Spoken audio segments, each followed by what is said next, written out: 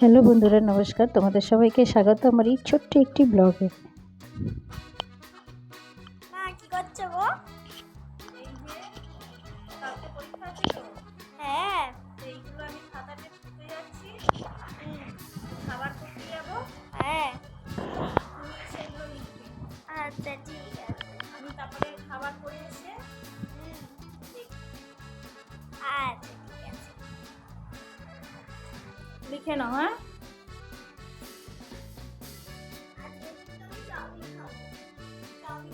Chowmein এই রাত্রে, chowmein খেয়ে রাত্রে থাকবে? চিকেন নেই, ভেজ ভেজ, ঠিক আছে।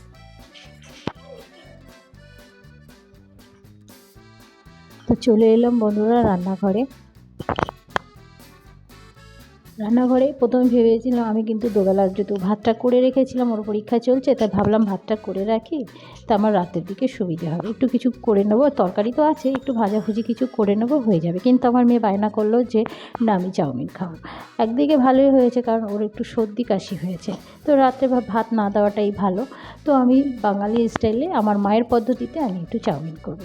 আমি প্রথমে বাদামটাকে ভেজে নিলাম, তারপরে একটু সবজির মধ্যে আলুটা আমার দিতেই হবে, কারণ বাঙালি স্টাইলে আমরা ছোটোর থেকে আলুটাই খেয়ে এসেছি, আর আলুর সঙ্গে একটু পেঁয়াজ আমার অবশ্যই দিতেই হবে। এটা একদম আমার মায়ের পদ্ধতি, এইভাবেই শিখিয়েছে, আর ছোটোর থেকে আমরা এইভাবেই খেয়ে এসেছি। তো ভাবলাম সেই স্টাইলেই আজকে একটু চাউমিনটা করি, কোনো সস নয়। আর ডিমটাকে না ঝুরো ঝুরো করে ভাজিনি, কারণ ঝুরো ঝুরো করে ভাজলে চাউমিনের কোথাও খুঁজে পাওয়া যায় না, তাই একটু অমলেটের মতো করে লম্বা লম্বা করে কেটে নিলাম। আর যে কোনো খাবার দেবে আকর্ষণের উপর নির্ভর করে, সব যেহেতু চাউমিন সস সবই সবজিগুলো লম্বা লম্বা করে কাটা, তো ডিমটাও যদি লম্বা লম্বা করে কাটা থাকে দেখতেও ভালো লাগে, খেতেও ভালো লাগে। আর আমি একটু হলুদ দেবো, কারণ এই যে বললাম আমার মায়ের স্টাইলে করে, আমার মা চাউমিনে বাদাম দেবে এবং হলুদ দেবে। আমার মা সাদা সাদা চাউমিন খাওয়া পছন্দই করতো না। আর নামানোর আগে একটু ঘি বা মাখন আমার মাকে দিতে হবে। আর কোনো মশলা না, পিৎজা মশলা, আজকাল যে কত ধরনের মশলা পাওয়া যায়, ম্যাগি মশলা, পাস্তা মশলা, আমার মা কোনো দিন ওইসব মশলা দিত না। আমার মা এই জিরে গুঁড়ো, ধনে গুঁড়ো আর গোলমরিচের যে পেস্টটা করা থাকতো ওটাই দিয়ে দিত নামানোর আগে, ঘি বা গরম মাখন যে কোনো একটা। তো আমার কাছে মাখন নেই, আমি একটু ঘি দিলাম, মাখনটা শেষ হয়ে গেছে। তো তোমাদের কেমন লাগলো এই বাঙালি স্টাইলে আমাদের সেই ছোট্টবেলার চাউমিন? হয়তো অনেকেই খাও, অনেকে খাও না। যারা খাও না তারা একবার এইভাবে করে দেখতে পারো, খুব খুব খুব সুন্দর হয় খেতে। আর চাউমিনটা সেদ্ধ করার আগে মধ্যে যদি একটু নুন আর তার সঙ্গে একটু তেল দিয়ে দাও, তাহলে তো আরও চাউমিনটা ঝরঝরে হয়, আঠা আঠা হয় না, এবং খেতেও খুব সুন্দর লাগে। তো দেখো,